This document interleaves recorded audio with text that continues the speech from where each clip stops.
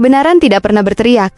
Ia tidak membutuhkan panggung, tidak memerlukan sorak-sorai, dan tidak hidup dari slogan yang diulang-ulang. Kebenaran justru hadir dengan tenang, berdiri kokoh pada kejujuran, dan membiarkan nurani manusia sendiri yang menilainya. Yang sering berteriak biasanya sedang gelisah. Gelisah karena takut terbuka, atau karena ada sesuatu yang harus disembunyikan. Di negeri ini, kita terlalu akrab dengan kalimat-kalimat besar yang terdengar heroik. Kita mendengarnya di mimbar, di baliho, dan di ruang-ruang kekuasaan. Namun semakin keras slogan itu diteriakan, semakin jarang kita menemukan teladan yang sunyi dan konsisten dalam menegakkan amanah.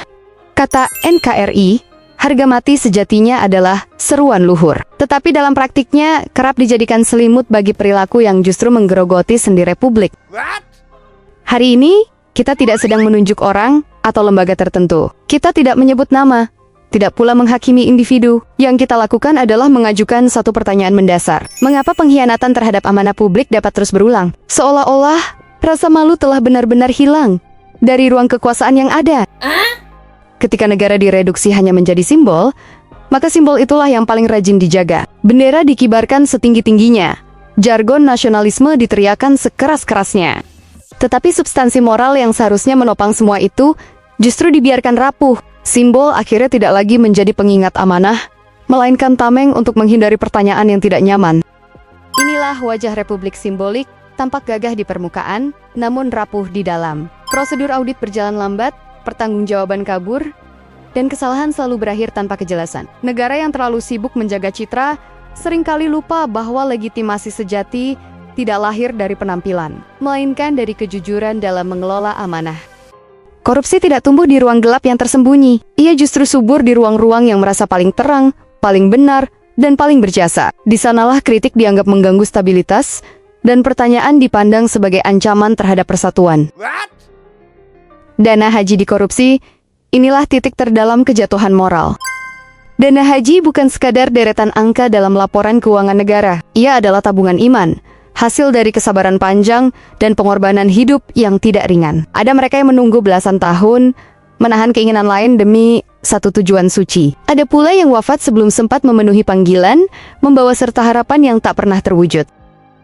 Bagi sebagian orang, keberangkatan ke tanah suci adalah momen penuh air mata, bukan karena takut, tetapi karena percaya. Percaya bahwa negara akan menjaga amanah itu dengan penuh tanggung jawab. Percaya bahwa sesuatu yang disucikan tidak akan disentuh oleh keserakahan. Kepercayaan adalah modal moral paling mahal dalam sebuah republik. Sekali ia dicuri, yang runtuh bukan hanya sistem administrasi, melainkan legitimasi negara di mata rakyatnya. Mencuri dana haji adalah pernyataan sunyi yang sangat berbahaya, bahwa pelakunya tidak takut kepada Tuhan, dan merasa yakin rakyat bisa dibungkam dengan simbol dan retorika. Kalimat ini hanya oknum, seringkali diucapkan dengan nada menenangkan, seolah-olah masalah selesai hanya dengan satu kata. Padahal, di balik kalimat itu, tersembunyi pengaburan tanggung jawab yang sistematis. Oknum tidak pernah berdiri sendiri. Ia selalu lahir dan tumbuh dalam sistem yang memberi ruang dan perlindungan. Sebuah sistem membutuhkan pelindung. Pelindung membutuhkan pembenar.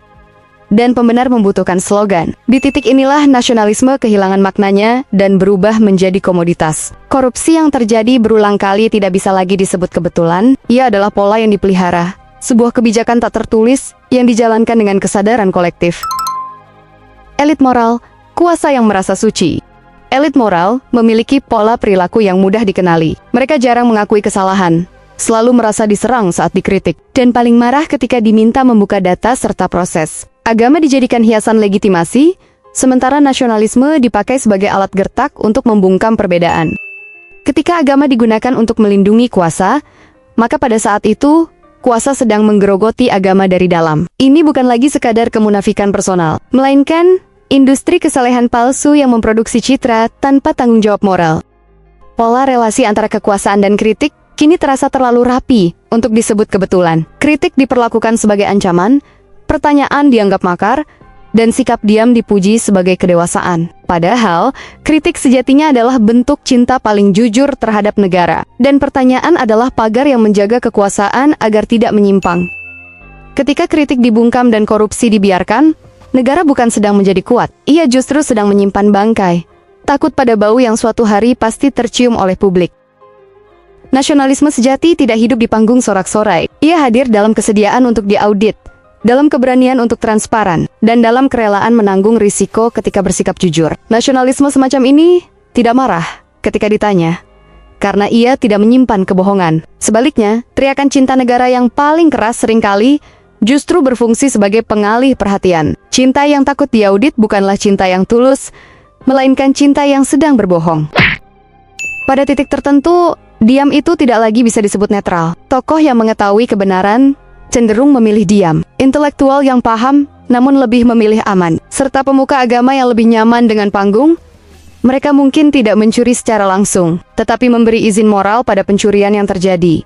Kejahatan besar tidak membutuhkan banyak pelaku. Ia hanya membutuhkan orang-orang baik yang terlalu mencintai kenyamanan dan stabilitas semu. Selama agama dijadikan perisai, nasionalisme dijadikan pentungan, dan kritik diposisikan sebagai musuh, maka yang dirawat bukanlah negara, melainkan kepalsuan yang terorganisir dengan rapi. NKRI tidak akan runtuh karena dikritik. Sejarah membuktikan, negara justru hancur ketika kebenaran dianggap ancaman dan kejujuran diperlakukan sebagai pengganggu stabilitas. Republik ini tidak mati oleh suara rakyatnya, tetapi oleh kebohongan yang dibiarkan tumbuh tanpa rasa malu. Amanah tidak pernah butuh pembelaan berlebihan. Ia hanya butuh kejujuran, dan kejujuran selalu bersedia diperiksa.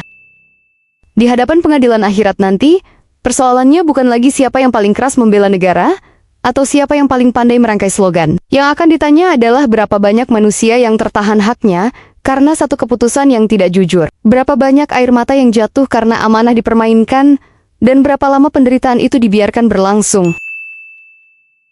Dan kalau pembahasan ini terasa relevan, jangan lupa untuk like sebagai tanda dukungan. Subscribe, agar ruang tafsir yang tenang dan beradab ini bisa terus hidup. Serta bagikan ke orang-orang yang Anda anggap perlu merenung bersama, bukan untuk menghakimi siapapun, tetapi agar semakin banyak yang berani berpikir jernih, menjaga amanah, dan merawat nurani di tengah kebisingan. Kalau ada yang mengganggu kiai kita, kalau ada yang segel kiai kita, mereka jual, kita bunuh habis.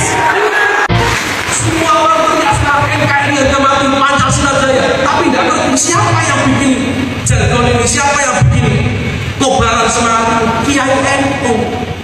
Maka tidak pernah dan tidak mungkin lagi diragukan kecintaan kita kepada negeri ini.